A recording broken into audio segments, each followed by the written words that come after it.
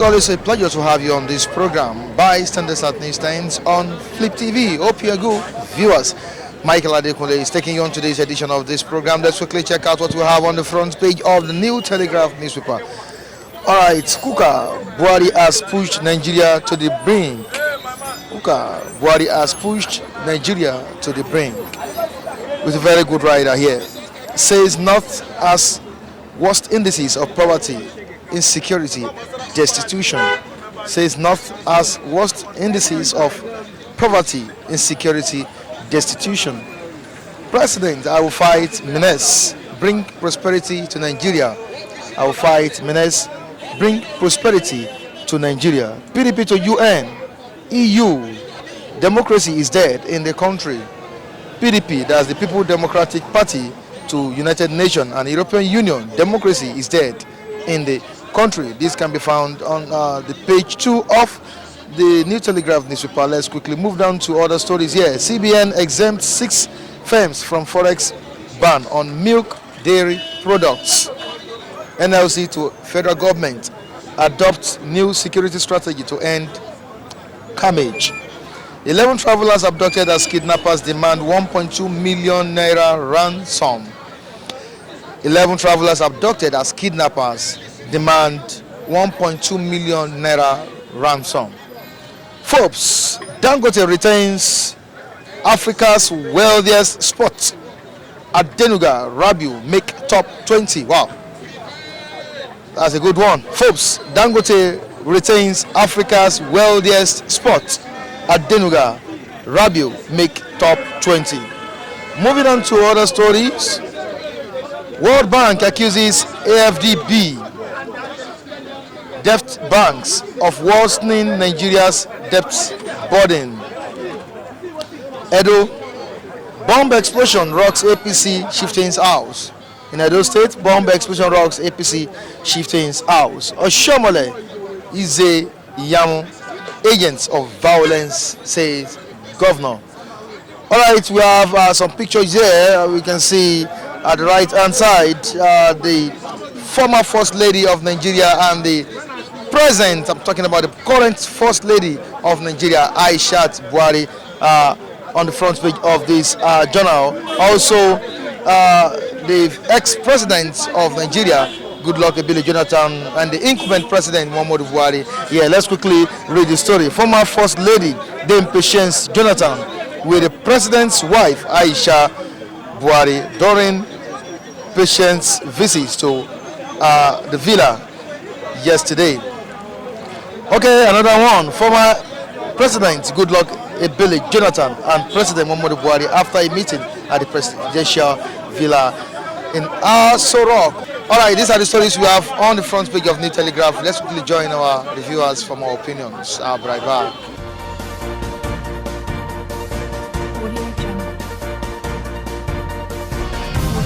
You know, sometimes in Nigeria, people say when you want to speak the truth, you should be afraid of the death. And I told them, you must be a coward. So speak the truth and let the devil be ashamed. Now, is Kukah speaking the truth by saying Buhari has pushed Nigeria to the brink? Yeah, of course, we know. You know, I keep on. You know very well, definitely, you know, I'm an anti-Buhari. You know that very well. There was never a time I liked Buhari. Every minute I keep saying it. Buhari is the problem of this country. Buhari is Boko Haram. Buhari is everything in this country. I keep saying it, and I keep saying it every minute.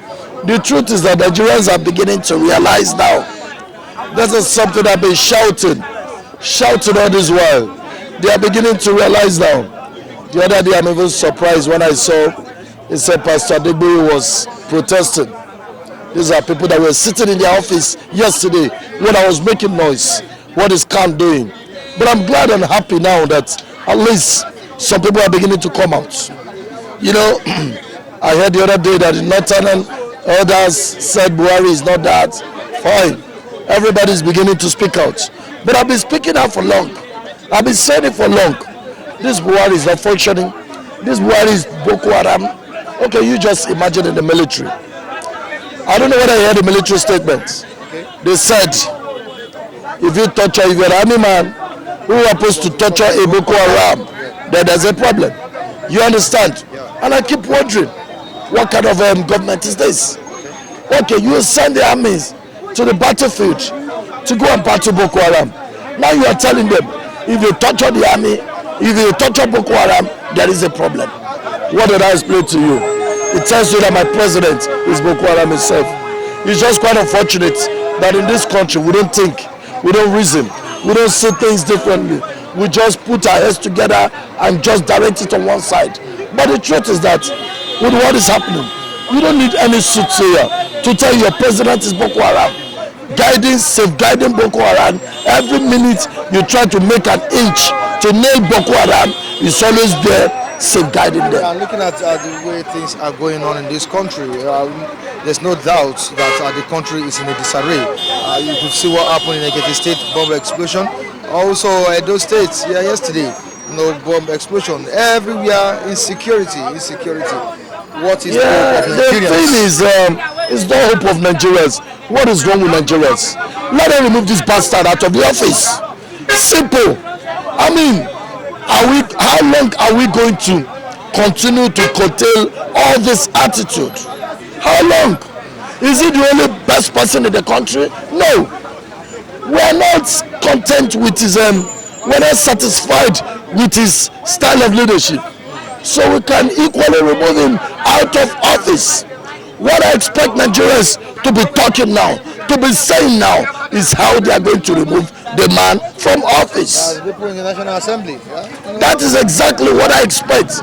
There is insecurity everywhere. It seems that is difficult for them to do. It is not difficult. Listen, let me tell you, it is not difficult. Let me tell you something. It took a second for us to remove Jonathan. Why? No, by voting. We said it's not functioning. So does it take a second as well to remove this idiot? Will they wait till that time? I'm just telling you the reality. It is not you waiting till that time, remove the bastard. He's not performing. Right. That's the truth. Listen, I know very well that a lot of viewers, when you see me calling your president bastard, some people will think something is wrong with me. I want to apologize to you. Nothing is wrong with me. It's just that this guy, I seem not to like his style of leadership. And that is why I prefer to call him that way. But should in case you are listening to me and you don't like it, I apologize. I will not do that again. But what I'm saying is, I think it's high time we remove the president from the office. There is no need of allowing this guy to continue and continue. The more this guy continues in the office, the more and the more problem for Nigeria.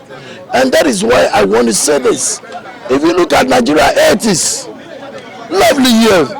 I remember 80s. Nigeria was so beautiful. But what do we have now? You know, you are talking about bomb. You are talking about Boko Haram everywhere. That is just the beginning. You know the luck we're having. The Boko Haram is only still functioning in the north. Allow Boko Haram to function in the east and west, then you know Nigeria is on fire. Right. So the truth is that what we are supposed to do at this minute is to see how we can arrange this country in order. I used to say it, and I say it confidently. Nigeria is the less difficult country to rule. I will tell you the truth. Less, from my observation, Nigeria is the less difficult thing to rule. You know what? Just give Nigeria ordinary electricity. Nobody talks about you again. Nobody talks bad about you. Everybody will continue to praise you. That is why I said Nigeria is the less country to rule. Now, Raphael, Nigeria is the less country to rule. Nigeria is the less difficult country to rule. With the spate of insecurity in Nigeria now, I won't even say the northern side alone, it's different parts of this nation. What is the hope of Nigerians? Current findings. The current findings now is that Boko Haram is not an issue again. Information we learned from the military says that Boko Haram has come to Lagos. They are everywhere in Lagos State now. Buhari said it. He's the chief of army staff. He said that they track some Boko Haram from northeast Nigeria to southwest Lagos. He said they're everywhere in Lagos State. I'm telling you, that is what the chief of army staff said. Why? because there were some Boko Harams that were arrested by federal government. They arrested this guy. They did not release them through legal way. They just say that they succeeded on rehabilitating them, that they underwent rehabilitation, rehab, that they are all right. They just released those guys. That was 3 days ago. And the military, the soldier, the Nigerian soldiers, they are protesting against that kind of action. You release these guys on what ground? These are our enemies. You still release them. So you see, that's where federal government has failed. Most of the policies this man put in place, the policies are wrong. How could you release Boko Haram insurgents? You say they want to rehab. Show understand rehabilitation. Who rehabilitated who? You rehab them. How did you find out? Do we have good psychologists or psychiatrists in Nigeria? How do you find out that they have been, brainwashed? They have been, they have had a rethink. They now recline from being terrorists to normal humans. How did you know? So there is the 1,400 Boko Haram insurgents into circulation again. I remember what happened previously. That was on Sunday when they attacked the military base. Who are those guys that attacked the military, the barracks? Boko Haram people that were, insurgents that were, that we all believe have been rehabilitated. They now turn against the military, attack them, and kill many Nigerian soldiers. I think you understand. The aftermath of what is going on at Nnamdi Kanu's community now. The military are there, doing exercise, intimidating the community, while Boko Haram insurgents were serious in the north, killing their own. I want to say something on that Nnamdi Kanu stuff. You see, I don't know why Nigerians, we are always active in when we are not supposed to be active. We are not active in when we are supposed to be active. Look at the way soldiers barricaded in Nnamdi Kanu's house. You would think Nnamdi Kanu is a criminal. You would think Nnamdi Kanu is a hardened criminal. But without you knowing that this guy only fights for the freedom of his people. He's fighting for his rights. But I tell you, you need to see the armored tanks and everything because they want to capture Nnamdi Kanu. Then I ask a question. The same Boko Haram, they cannot mount that kind of tank. They cannot. Imagine, what we keep hearing is a story that is not relevant. It's a story that we don't like. Bishop Kukah has spoken, which he said Buhari is insensitive. Now, is it now that the Christian Association of Nigeria is saying this? As I'm talking about Khan, right from time they've been in support of this government. I'm not talking about now. During the 2015 general election, I think some of them supported President Muhammadu Buhari. Yes, but not with Matthew Hassan Kukah. I know Matthew Hassan Kukah far back 1990s, 80s. He has been on the political limelight of this country. He's an archbishop, a Catholic bishop in the northern state there. I think he's from precisely Kafanchan, Kaduna. So this man is a human rights activist. He's not as per se he's a clergy or pastor or reverend father. No. He's not only a theologian or whatever you call him. This man tormented Babangida's regime. Hassan Kukah is a non-nonsense man who has been attacking ills and the chaos in the society. He attacked Buhari, Babangida's regime when Babangida regime was too dangerous to Nigerians. But from Babangida we begin to see deterioration in Nigerian politics. Hassan Kukah fought him. After Babangida was Sani Abacha, Matthew Hassan Kukah fought Sani Abacha's regime to stand still. He's a human rights activist, though he's a reverend father. What's happening? So what is happening now? I don't think Hassan Kukah voted Buhari. No. The man played a neutral role. I followed him up. He did it. I said some of them. Well, some of the clerics anyway sided him. Yeah. Because after all, his second man is a cleric. Yeah. He's a pastor. second man to Buhari. People like So Baka, definitely, Baka supported him. Many of them, good number of them supported him. But Hassan Kukah has been criticizing and doing the right criticism, not on the wrong side, since the inception of this government. Yes, he said. Could you remember when he said that Buhari is the worst president in the world? That was last year. That's a good remark. I like that remark. It's a very good one. It's talking the fact. Buhari's policy, everything is insensitive. His brain is insensitive. His administration is not even considering us as humans, we Nigerians. His administration is based on his selfish or individualistic mentality. What he's trying to gain from it. He's not considering me and you. Buhari is not a patriotist or a patriot. Okay. He has nothing to do with patriotism. He's not investing on us. He's investing on herdsmen, animal husbandry. He did not even go to school to read anything about agriculture or livestock management. He's just there. He was there as a cattle rearer before he was enlisted into Nigerian army. I'm telling you the truth. He didn't go to school. So what are you talking about? I want to ask you a question. You as a person, and I will love you if you give me this direct question or the direct answer. I don't want politics answer. Just give me the direct answer. You have been existing in this country for long. Can you recall the university that Buhari went to? I ask you. The university he went to, you cannot recollect. You can't think of the university he went to. Now, I ask a question. How do you imagine somebody who never went to school ruling this country? I mean, even not only fight that he did not go to school, but this guy is not sensible enough.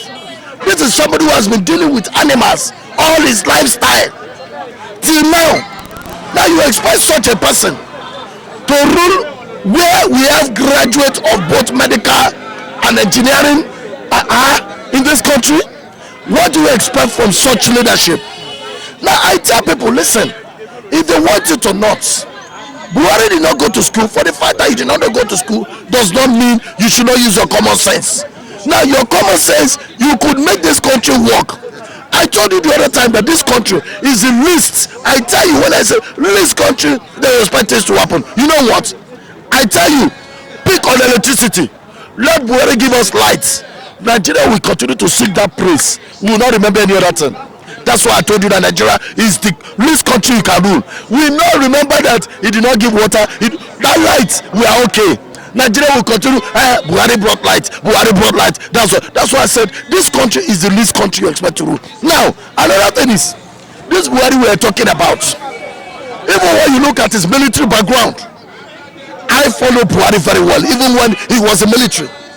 I read so many things about Nigerian government.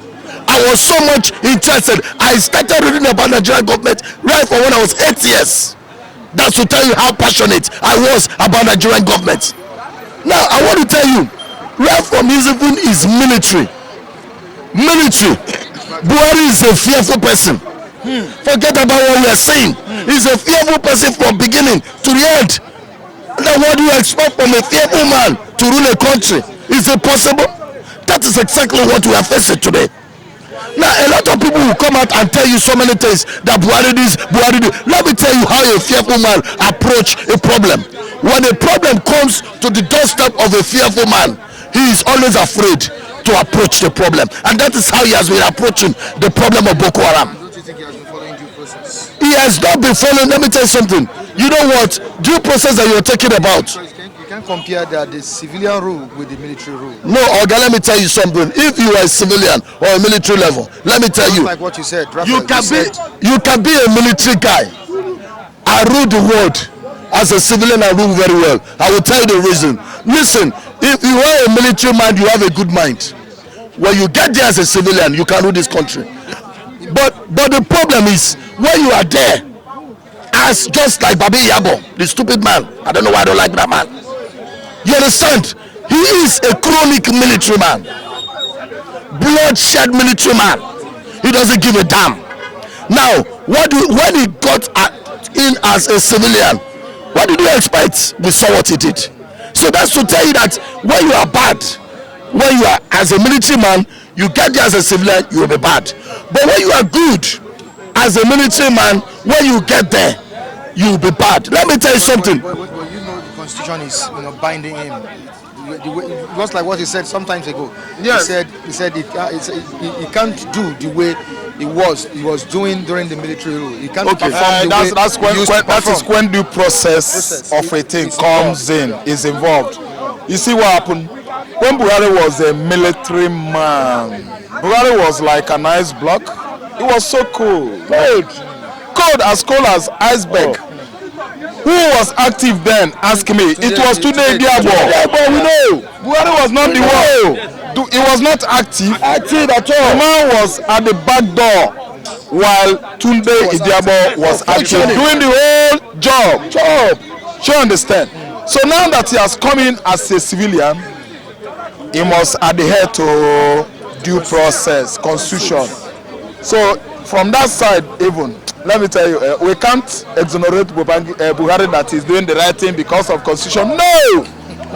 If Buhari could follow the constitution of Federal Republic of Nigeria, we would not have been talking bad things about him. He's not following the rule of law at all. Buhari is not responding to law, courts. Buhari is not, cooperating with the judiciary at all. That is, they review the constitution. That is Constitutionality review. You see it is from the judiciary. You understand?